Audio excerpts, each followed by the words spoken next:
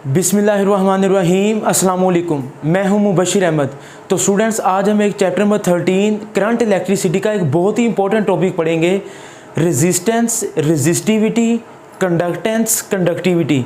अब ये पेपर में शॉर्ट क्वेश्चन के लिहाज से इंपॉर्टेंट है और इसके साथ इफेक्ट ऑफ टेम्परेचर भी हम डिस्कस करेंगे जो कि लॉन्ग क्वेश्चन में भी आ जाता है। तो आइए स्टार्ट करते हैं आज का लेक्चर। आज के लेक्चर में शॉर्ट क्वेश्चन और एमसीक्यूज बहुत सारे हैं, छोटे छोटे से, आपने अंडरलाइन करते जाना है। तो जी बेटा, सबसे पहली डेफिनेशन है रेजिस्टेंस की। रेजिस्टेंस का दूसरा नाम क्या है? हिंड्रेंस। रेजिस्टेंस का दूसरा नाम हिंड्रेंस मतलब रुकावट। इनका सिंबल है जी आर। रेजिस्टेंस को कैपिटल आर से जाहिर करते हैं बेटा। डेफिनेशन आपको याद है, इससे पिछले लेक्चर ओहम लॉ में मैंने रेजिस्टेंस का कॉन्सेप्ट दिया है।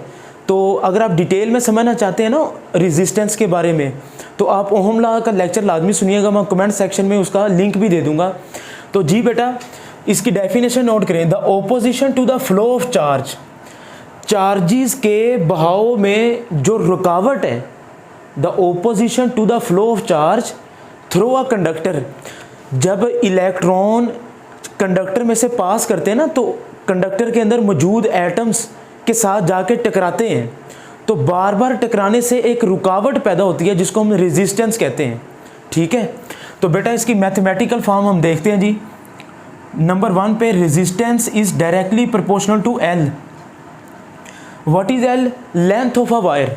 इसकी आप मिसाल ले लें कि जितनी ज़्यादा लंबी वायर होगी ना, उसकी लेंथ उतनी ज़्यादा है, और जितनी ज़्यादा लेंथ होगी फ्लो ऑफ चार्ज को रुकावट का उतना ज़्यादा सामना करना पड़ेगा। यानी कि लेंथ अगर ज़्यादा है तो रेजिस्टेंस ज़्यादा है, मतलब रुकावट ज़्यादा है।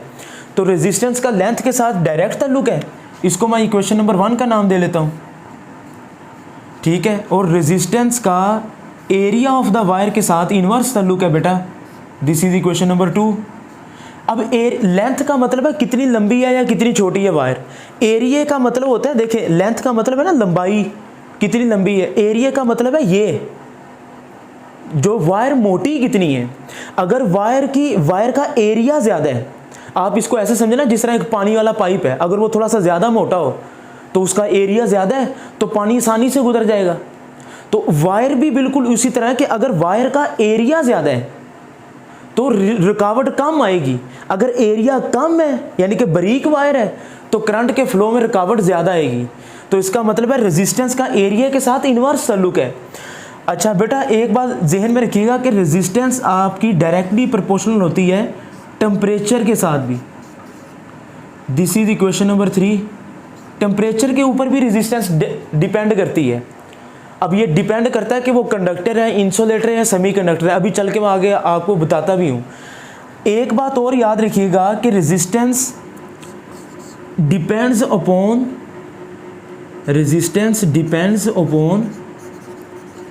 नेचर ऑफ मटेरियल, कि जो वायर की नेचर है ना उसके ऊपर भी डिपेंड करती है। अब 4 चीज़ों के ऊपर डिपेंड करती है।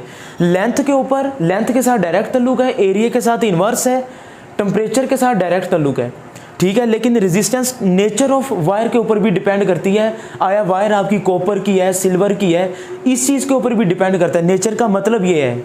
ठीक है बेटा, लेकिन हम इक्वेशन 1 और 2 को कंबाइन करेंगे तो इधर हम लिखेंगे combine equation number 1 and 2। Equation number 1 और 2 को कंबाइन करें तो क्या बन जाएगा? R is directly proportional to L over A। 1 और 2 को मैंने कंबाइन किया ना, लेफ्ट साइड सेम है। अब यहाँ पे आपने मेरी बात बड़े गौर से सुननी है। डायरेक्टली प्रोपोर्शनल का साइन खत्म करेंगे तो कांस्टेंट आएगा। तो बेटा कांस्टेंट को हम क्या लिखेंगे? R is equal to rho L over A। तो this is the formula of resistance. इसको आप हाईलाइट कर लें, ये आपने याद रखना है। R is equal to rho L over A। Rho is called resistivity, अभी आगे चल के हम पढ़ते भी हैं। इसको स्पेसिफिक रेजिस्टेंस भी कहते हैं। स्पेलिंग है इसके RHO, रो। ये यूनानी जुबान का लफ्ज़ है। This is a Greek letter. तो R is equal to rho L over A। This is the formula of resistance. बच्चे इसे ज़रा नोट में देखिएगा। Resistance is a characteristics of wire. Resistance जो है ना वो वायर की कैरेक्टरिस्टिक्स है, उसकी एक खूबी का नाम है। कि वायर, अगर आपकी वायर कॉपर की है, सिल्वर की है, तो ये उसकी कॉपर की रेजिस्टेंस अलग है, सिल्वर की अलग है, ठीक है। तो रेजिस्टेंस इन चीज़ों के ऊपर डिपेंड करती है जी। अब इसका यूनिट क्या आएगा बेटा, आप बताएं, रेजिस्टेंस का यूनिट क्या आएगा? यूनिट ऑफ रेजिस्टेंस इज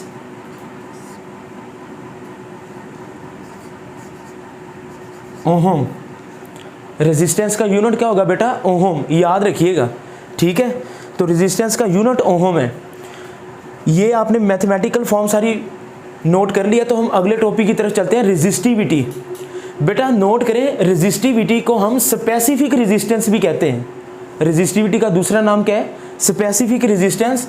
और इसको रो से जाहिर करते हैं, ये इसका सिंबल है और इसके स्पेलिंग है RHO, रो। एक तो होता है ना ROW, कितार बनाना, ये वो नहीं है। RHO, रो, ये ग्रीक लेटर है बेटा, यूनानी जुबान का लफ्ज़ है। तो इसकी तरह डेफिनेशन नोट करेंगे, जो रेजिस्टिविटी है वो असल में रेजिस्टेंस ही है। तो रेजिस्टिविटी क्या है? रेजिस्टेंस ही है। Resistance of a metre cube of a wire या मटेरियल। जो रेजिस्टिविटी है वो रेजिस्टेंस ही है। मीटर क्यूब से क्या मुराद है? अब जरा इस बात को समझिएगा। मीटर क्यूब का मतलब है लेंथ, विड्थ, हाइट। एक वायर कितनी लंबी है, कितनी चौड़ी है, कितनी मोटी है, तो तीनों चीज़ें उसमें आ जाती हैं। यानी कि ये वायर है ना, आप कह लें कि इस वायर का एक छोटा सा टुकड़ा मैं निकाल के बाहर ले आता हूँ, तो वो उसकी रेजिस्टिविटी है। तो बताएं फार्मूला क्या था बेटा? R is equal to rho L over A. अब रो किसके इक्वल आ जाएगा? A डिवाइड, उधर जाके मल्टीप्लाई हो जाएगा। तो हम फार्मूला क्या लिख सकते हैं रेजिस्टिविटी का? Rho is equal to RA over L। जी बच्चे, इसका फार्मूला आप लोग नोट करेंगे रेजिस्टिविटी का, rho is equal to RA over L। अब ये फार्मूला आया कहाँ से है? ये बेसिकली फार्मूला इसी फार्मूला से है। A डिवाइड, उधर जाके मल्टीप्लाई हो जाएगा, L मल्टीप्लाई हो रहा है, नीचे जाके डिवाइड हो जाएगा। तो rho is equal to RA over L। अब बच्चे रेजिस्टिविटी का यूनिट क्या होगा, ज़रा बताएं। रो इज इक्वल टू, रेजिस्टेंस का यूनिट मैंने क्या बताया? ओहम। और ये उसका सिंबल होता है ओमेगा। ज़रा ये इधर नोट भी कर लें, ओहम का सिंबल क्या है? ये ओमेगा, इसको हम ओहम पढ़ते हैं। ये ओहम का सिंबल है ओमेगा। तो रेजिस्टेंस, अब मैं यूनिट बता रहा हूँ रेजिस्टिविटी का। रेजिस्टेंस का यूनिट क्या है? ओहम, इसको हम ओहम पढ़ेंगे। एरिया का यूनिट क्या होता है? लंबाई ज़रब चौड़ाई, मीटर स्क्वायर, लेंथ का मीटर। तो बच्चे क्या होगा जी? मीटर से मीटर कैंसल, तो क्या आ जाएगा जी? Ohm metre. तो this is the unit of resistivity. Resistance का यूनिट क्या है? सिर्फ ओहम। और रेजिस्टिविटी क्या है? Ohm metre. अच्छा, जो बच्चों के ज़हनों में अब गलत फहमी और जो MCQs टाइप है, रेजिस्टिविटी डिपेंड किस पे करती है बेटा? Number 1 is nature of material और नंबर 2 इज टेम्परेचर। तो रेजिस्टिविटी दो चीज़ों के ऊपर डिपेंड करती है, नेचर ऑफ मटेरियल और उस मटेरियल का टेम्परेचर क्या है, दो चीज़ों के ऊपर। लेकिन डिपेंड करती किस पे नहीं है। अब ज़रा देखें, अब बच्चे ये फार्मूला देखकर अज्यूम करते हैं कि रेजिस्टिविटी का एरिया के साथ डायरेक्ट ताल्लुक है, यानी कि रेजिस्टिविटी का एरिया के साथ डायरेक्ट ताल्लुक है, और लेंथ के साथ क्या है जी? इनवर्स ताल्लुक है। और बेटा ये दोनों बातें ही गलत हैं। रेजिस्टिविटी एरिया और लेंथ के ऊपर तो डिपेंड ही नहीं करती, याद रखेंगे। अगर लेंथ के ऊपर डिपेंड नहीं करती तो इधर एक MCQs भी आपको बता दूं। मिसाल के तौर पर ये वायर है ना, अगर मैं इसके दो हिस्से कर दूं, अगर मैं इस वायर के दो हिस्से कर दूं, 3 हिस्से कर दूं, तो मुझे बताएं, अगर मैं MCQs दे दूं, if we cut the wire into 2 pieces 3 pieces, इसके 3 टुकड़े कर दूं, तो मुझे बताएं इसकी एक टुकड़े की रेजिस्टिविटी क्या होगी? Option A increases, B decreases, remain same. तो आपका आंसर क्या होगा? Remain same. और भाई जब रेजिस्टिविटी लेंथ के ऊपर डिपेंड ही नहीं करती, तो आप वायर को कट कर दें 2 हिस्सों में, 3 हिस्सों में, जब लेंथ के ऊपर डिपेंड ही नहीं करती, तो वायर को कट करने से रेजिस्टिविटी पे कोई फर्क नहीं पड़ता। तो इसका मतलब रेजिस्टिविटी, मैंने आपको शुरू में बताया था कि रेजिस्टिविटी एक कांस्टेंट है। डायरेक्टली प्रोपोर्शनल का साइन खत्म करें तो कांस्टेंट आता है बेटा। हर वायर की रेजिस्टिविटी अलग होती है। अगर आप अपनी बुक में देखेंगे तो साइड पे आपको टेबल बना हुआ नजर आएगा रेजिस्टिविटी का। कॉपर की रेजिस्टिविटी अलग है, सिल्वर की अलग है। तो हर वायर की रेजिस्टिविटी फिक्स है, पहले ही फिक्स है। बात समझ आ रही है? तो एरिया और लेंथ को हम ज्योमेट्री भी कहते हैं। तो हम ये भी कह सकते हैं कि, या इसको आप डायमेंशन भी कह सकते हैं कि resistivity is independent of dimension या geometry of the material. Geometry का मतलब एरिया और लेंथ। तो ये बात आपने याद रखनी है बच्चे। आपको याद है मैंने क्या कहा था? Resistance is a characteristics of wire. Resistance जो है वो वायर की कैरेक्टरिस्टिक्स है, और जो रेजिस्टिविटी है is a characteristics of material, is a characteristics of material. बच्चे याद रखिएगा, दोनों बातों में फर्क है। रेजिस्टेंस वायर की कैरेक्टरिस्टिक्स है और रेजिस्टिविटी मटेरियल की कैरेक्टरिस्टिक्स है। वो मटेरियल किस चीज का है? कॉपर का है, सिल्वर का है। रेजिस्टिविटी को इस बात से तो गर्ज है, लेकिन उस कॉपर की वायर की लेंथ कितनी है, एरिया कितना है, रेजिस्टिविटी इन चीजों के ऊपर डिपेंड नहीं करती। अब ये जो मीटर क्यूब कहां से आ गया बच्चे, जरा देखें। इसकी एक और डेफिनेशन भी है। अगर मिसाल के तौर पर अगर मैं लेंथ को लिख दूं 1 metre, if the length is 1 metre, और एरिया कितना हो जाए जी 1 मीटर स्क्वायर, तो बच्चे बताएं रेजिस्टिविटी क्या होगी? रो इज इक्वल टू आर, यही होगा ना रेजिस्टिविटी। तो मैंने डेफिनेशन के अंदर क्या लिखा था आप बताएं? रेजिस्टिविटी क्या है? रेजिस्टेंस ही है। लेकिन ये ऐसी वायर की रेजिस्टेंस है जिसकी लेंथ 1 मीटर है, एरिया 1 मीटर स्क्वायर है। बच्चे आप देखें, अगर आप इस चीज को गौर से देखें ना, ये आर है। अब एरिया का यूनिट क्या है? Metre square. अब जब भी दो चीजें डिवाइड हो रही हो ना, तो आपस में डायरेक्टली प्रोपोर्शनल होती हैं।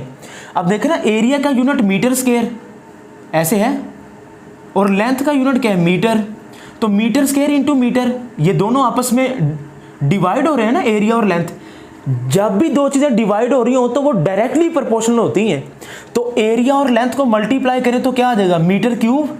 तो यही तो लिखा है डेफिनेशन के अंदर कि resistivity is a resistance of a metre cube.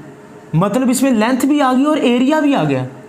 ठीक है, तो आगे चलते हैं जी। रेजिस्टिविटी के कुछ एमसीक्यूज हैं बच्चे, वो जरा नोट कीजिएगा कि रेजिस्टिविटी कंडक्टर्स की। अब कंडक्टर के अंदर मेटल्स भी आ जाएंगी और अलॉय भी आ जाएंगे, मेटल्स भी आ जाएंगी और अलॉय भी आ जाएंगे। कंडक्टर्स की जो रेजिस्टिविटी होती है ना बेटा, वो नोट करेंगे वेरी स्मॉल एमसीक्यूज के लिहाज से। कंडक्टर की रेजिस्टिविटी बहुत कम होती है और इंसुलेटर की रेजिस्टिविटी बहुत ज़्यादा है, एक्सट्रीमली लार्ज, जिसको मैं लिख देता हूँ वेरी लार्ज। तो बेटा ये दो एमसीक्यूज आप लोगों ने ज़हन में रखने हैं। कंडक्टर की रेजिस्टिविटी क्या है? Very small. इसी वजह से तो इसमें से करंट फ्लो कर जाता है। और इंसुलेटर की रेजिस्टिविटी बहुत ज़्यादा है। तो अगर मैं बात करूं किसी आइडियल कंडक्टर की, ये दो अलग एमसीक्यूज हैं। अब कंडक्टर की रेजिस्टिविटी बहुत कम है, लेकिन अगर वो आइडियल कंडक्टर होगा ना बेटा, तो उसकी रेजिस्टिविटी होगी 0। अब इंसुलेटर की रेजिस्टिविटी बहुत ज़्यादा है, लेकिन आइडियल इंसुलेटर की रेजिस्टिविटी क्या होगी? इनफाइनाइट। ये इन्फिनिटी का साइन है, बहुत ज़्यादा होगी। तो ठीक है, तो ये दो अलग एमसीक्यूज हैं, इसको आपने नोट कर लेना है। और ये भी दो अलग एमसीक्यूज हैं। एक और एमसीक्यूज है बेटा, if we stretch the wire. अगर मैं वायर को डबल कर दूं, ज़रा ये देखें, ये मेरे पास एक वायर है, ये वायर है ना, इसकी अगर मैं खींच के लेंथ को डबल कर दूं, इफ़ वी स्ट्रेच, स्ट्रेच का मतलब क्या है? खींचना। अगर मैं इसको खींच के इसकी लेंथ को जितनी है, मसलन ये 2 मीटर की है, तो मैं खींच के 4 मीटर कर दूं, लेंथ को अगर मैं डबल कर दूं, तो बताओ उसकी रेजिस्टेंस क्या होगी? तो बेटा आपको याद है रेजिस्टेंस का फार्मूला हमने क्या पढ़ा था? R is equal to rho L over A पढ़ा था ना। रेजिस्टेंस का फार्मूला क्या था? R is equal to rho L over A. अच्छा, अब इधर बच्चा गलती क्या करता है? इस R प्राइम रो, अब L डैश कितना? 2L। जब आप वायर को खींच के उसकी लेंथ डबल होगी, तो मुझे बताएं, आप लेंथ को तो डबल कर रहे हैं, लेकिन एरिया हाफ नहीं हो जाएगा? सुने जरा तवज्जो से सुने इस बात को। जब आप वायर को खींच के, ये एमसीक्यूज बड़ा इंपॉर्टेंट है, जब आप वायर को खींचेंगे लेंथ डबल होगी, तो अगर जितनी जिस तरह च्युइंगम होती है, आप उसको खींचेंगे, वो बारीक नहीं होती, आती पतली। तो जब आप वायर को खींच के इसकी लेंथ को डबल करेंगे बच्चे, तो उसकी जो एरिया ना, एरिया, वो वायर का एरिया कम हो जाएगा। तो उसने एरिया बताया नहीं है, ले आपने खुद सोचना है कि अगर लेंथ डबल होगी तो एरिया हाफ होगा। तो मैं L की जगह पे क्या लिखूंगा? 2L। और एरिया उसने नो डाउट क्वेश्चन के अंदर जिक्र नहीं किया, लेकिन आपको तो पता होना चाहिए ना कि एरिया क्या हो जाएगा? हाफ। 2 ऊपर जाके क्या आ जाएगा? 4। दो दो चार, ब्रैकेट में क्या आ जाएगा रो एल ओवर ए, तो R prime is equal to 4, rho L over A किसके इक्वल है आर के। तो ये बेटा एमसीक्यूज आपने नोट करना है कि अगर आप वायर को खींचकर उसकी लेंथ को डबल करेंगे ना तो उसकी रेजिस्टेंस डबल नहीं होगी बल्कि 4 टाइम बढ़ जाएगी। ठीक है, तो इसको नोट करें, शाबाश। तो जी बेटा अभी हमने रेजिस्टेंस और रेजिस्टिविटी को पढ़ा, अब हम कंडक्टेंस और कंडक्टिविटी पढ़ेंगे। रेजिस्टेंस का उलट कंडक्टेंस है और रेजिस्टिविटी का उलट कंडक्टिविटी है। तो कंडक्टेंस की डेफिनेशन नोट करें जी, it is the reciprocal of, it is the reciprocal of, it is the reciprocal of resistance.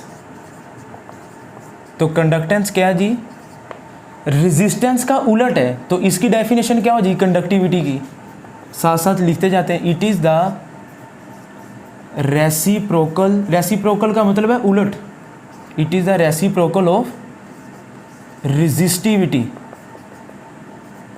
तो रेजिस्टेंस का उलट कंडक्टेंस और रेजिस्टिविटी का उलट कंडक्टिविटी। तो बेटा जरा नोट कीजिएगा, कंडक्टेंस को जी से जाहिर करते हैं, कैपिटल जी से, और कंडक्टिविटी को हम जाहिर करते हैं सिग्मा से। तो ये मैंने ऊपर ही लिख दिया है। तो अब इसका फार्मूला क्या बनेगा मुझे बताएं। G is equal to 1 over R, resistance का उलट है ना, तो ये इसका फार्मूला आ गया G is equal to 1 over R. ठीक है, इसका फार्मूला क्या हो जाएगा, कंडक्टिविटी को किससे जाहिर करते हैं सिग्मा से, सिग्मा। अब ये किसका उलट है, रेजिस्टिविटी का, रेजिस्टिविटी को किससे जाहिर करते थे रो से। तो इसका फार्मूला क्या आ जाएगा, sigma is equal to 1 over rho, sigma is equal to 1 over rho. ठीक है, तो अब इसका आ जाएंगे यूनिट क्या होगा बताएं। G is equal to, resistance का यूनिट क्या था ओहम, तो ओहम ऊपर जाके क्या हो जाएगा जी, ये होल की पावर -1, दिस इज कॉल्ड पर ओहम। इस पर ओहम को आप इसके स्पेलिंग उलट कर दें, इसको मोहो भी कहते हैं, MHO, M इधर आ जाएगा, O इधर चला जाएगा। तो अगर कोई आपसे पूछे ना कंडक्टेंस का यूनिट क्या है, आपने बताना है पर ओहम या मोहो। इसको बेटा साइमन भी कहते हैं, कुछ लोग इसको सीमन पढ़ते हैं, कुछ लोग साइमन। ठीक है, ये साइंटिस्ट का नाम ही है जॉर्ज साइमन ओहम। अच्छा, इसका सिंबल जो है ना साइमन का, दिस इज कैपिटल S। तो बात का ये भी आ जाता है what is the unit of conductance, तो उसका सिंबल लिखा होता है सिर्फ। तो आपने ये भी याद रखना है कि कंडक्टेंस का यूनिट क्या है साइमन, जिसका सिंबल क्या है सिर्फ S। अच्छा जी, रेजिस्टेंस का मतलब क्या था, करंट के रास्ते में रुकावट, और इसका उलट क्या होगा, करंट के रास्ते में जो आसानी है, सही है ना, जो ईजनेस है उसके रास्ते में जो आसानी है ना फ्लो में, उसको कहेंगे कंडक्टेंस। कंडक्ट का मतलब ही गुजरना है। अच्छा जी, अब इसके यूनिट को डिस्कस कर लेते हैं हम कंडक्टिविटी के। तो जी बेटा क्या आ जाएगा, कंडक्टिविटी का यूनिट क्या आ जाएगा, sigma is equal to 1 over rho. Resistivity का यूनिट क्या पड़ा बताएं, ओहम मीटर, आपको याद है। अब ये उलट होके क्या हो जाएगा, पर ओहम पर मीटर, और यूनिट क्या हो जाएगा जी, पर ओहम को हम क्या लिख सकते हैं, अभी मैंने बताया मोहो पर मीटर। अब मोहो को हम क्या लिख सकते हैं, साइमन पर मीटर। इसका सिंबल क्या है जी साइमन का, S.M की पावर -1। तो अब ये देख लें, ये यूनिट को लिखने के 3-4 अंदाज हैं, आप लोग सारे नोट कर लीजिएगा बेटा। अच्छा मुझे बताएं कि ये फार्मूला आपने पढ़ा है ना, R इज इक्वल टू, ये रेजिस्टिविटी का फार्मूला क्या था मुझे बताएं, R is equal to rho L over A. तो rho is equal to R A over L, L ऊपर चला जाएगा। तो ये देखें कंडक्टिविटी का एक फार्मूला तो है ना 1 ओवर रो, मैंने रो की वैल्यू पुट करवाई है, रो इज इक्वल टू आर ए, जो एल डिवाइड में आना था वो ऊपर चला गया। ठीक है, इसी तरह आप कंडक्टेंस का भी बना सकते हैं, रो किसके इक्वल है, R is equal to rho L over A, A ऊपर चला जाएगा, एल नीचे ही रहेगा, ए ऊपर चला गया एल नीचे रहा। अब ये 1 ओवर रो किसके इक्वल है, ज़रा इसको देखें, ये जो 1 ओवर रो है ये किसके इक्वल है, सिग्मा के। तो 1 ओवर रो की जगह पे मैं सिग्मा लिख सकता हूँ। तो बेटा देखें ज़रा, ये देखें, तो कंडक्टेंस का एक और फार्मूला आ गया, एक तो है 1 ओवर रो, दूसरा बन जाएगा सिग्मा ए ओवर एल। ठीक है, तो कंडक्टेंस का एरिया के साथ डायरेक्ट ताल्लुक है और लेंथ के साथ इन्वर्स ताल्लुक है। तो इसी तरह कंडक्टिविटी का, अब ये देखें, जिस तरह रेजिस्टिविटी डिपेंड नहीं ना करती थी, रेजिस्टिविटी एक प्रॉपर्टी थी, आपको याद है मैंने बताया था कि जिस तरह रेजिस्टेंस डिपेंड करती थी ना लेंथ और एरिया पे, इसी तरह कंडक्टेंस तो डिपेंड करेगी एरिया और लेंथ पे। ये डायरेक्टली प्रोपोर्शनल है, इन्वर्सली प्रोपोर्शनल है। लेकिन जिस तरह रेजिस्टिविटी डिपेंड नहीं करती एरिया और लेंथ पे, बिल्कुल उसी तरह कंडक्टिविटी भी एक प्रॉपर्टी है, ये भी डिपेंड नहीं करेगी एरिया और लेंथ पे। नोट कर लें, शाबाश। तो जी बेटा, अभी हमने रेजिस्टेंस, रेजिस्टिविटी, कंडक्टेंस, कंडक्टिविटी, इन सब चीज़ों को देखा।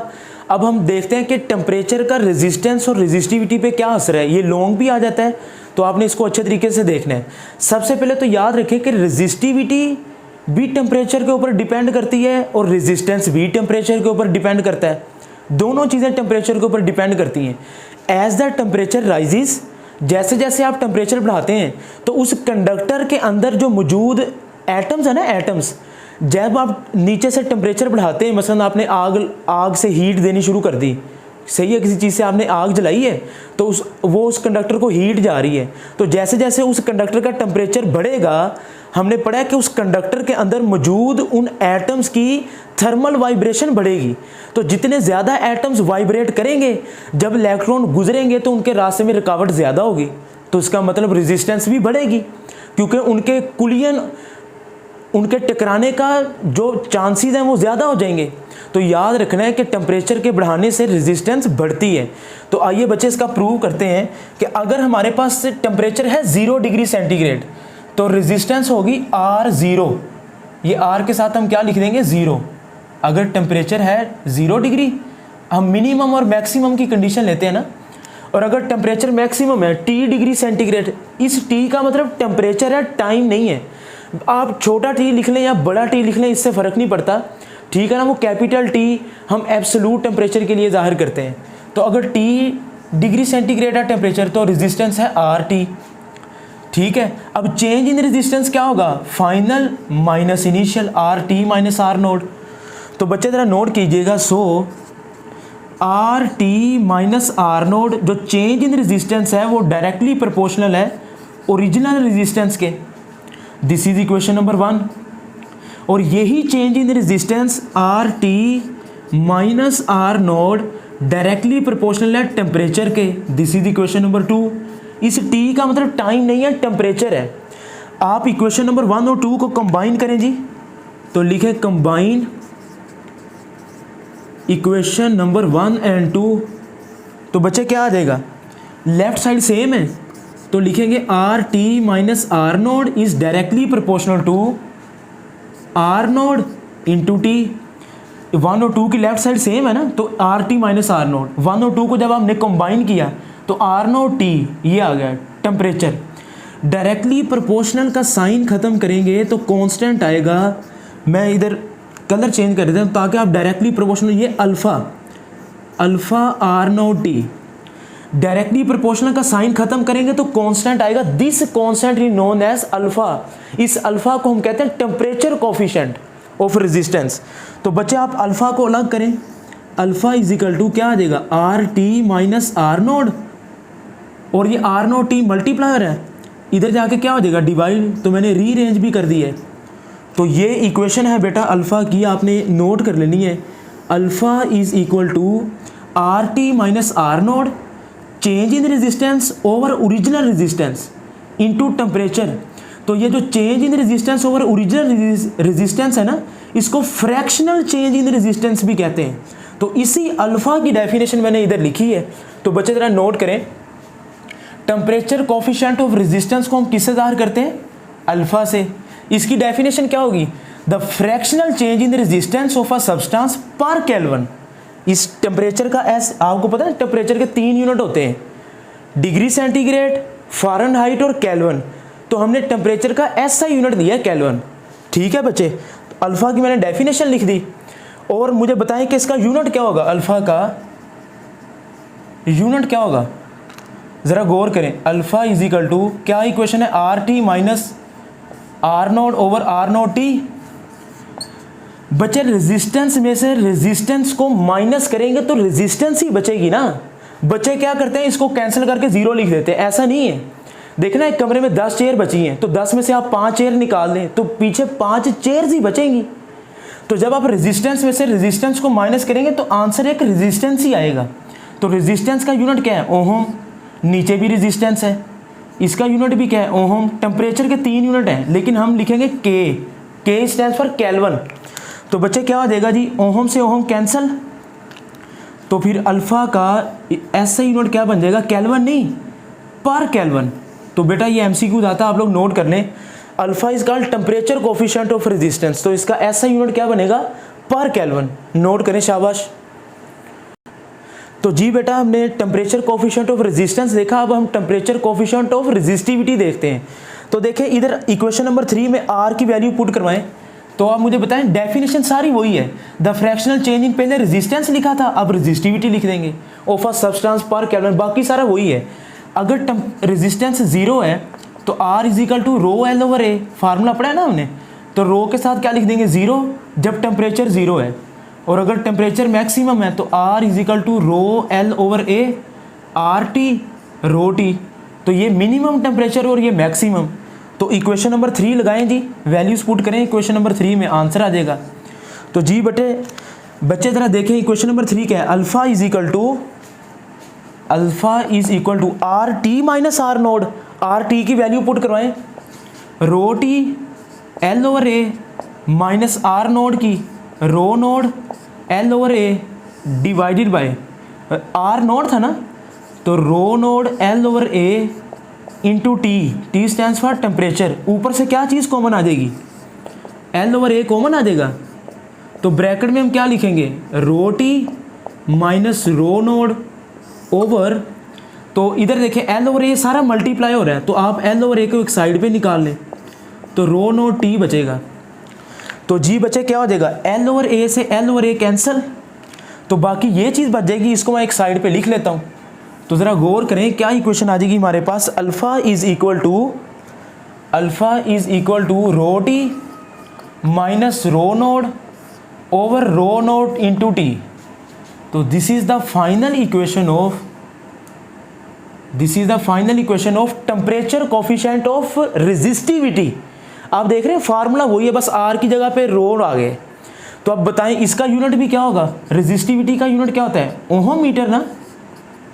तो रेजिस्टिविटी में से रेजिस्टिविटी माइनस करेंगे तो रेजिस्टिविटी बचेगी, ओहम मीटर, नीचे भी ओहम मीटर है, और टेम्परेचर का यूनिट कैंसल, तो ओहम मीटर से ओहम मीटर कैंसल, केल्विन ऊपर जाके पर केल्विन। तो this is the SI unit of temperature coefficient of resistivity. दोनों का यूनिट पर केल्विन है, सेम ही है, नोट कर लें। तो जी बेटा लेक्चर तो हमारा वाइंड अप हो चुका है, लेकिन आखिर में चंद इंपॉर्टेंट एमसीक्यूज हैं जो आपको एमडी कैट के लिहाज से हेल्प करेंगे। आपने इसको भी गौर से सुनना है, बोर्ड लेवल पे भी आ सकते हैं। तो देखें मैंने मटेरियल को 3 हिस्सों में क्लासीफाई किया है, कंडक्टर, सेमीकंडक्टर और अलॉय।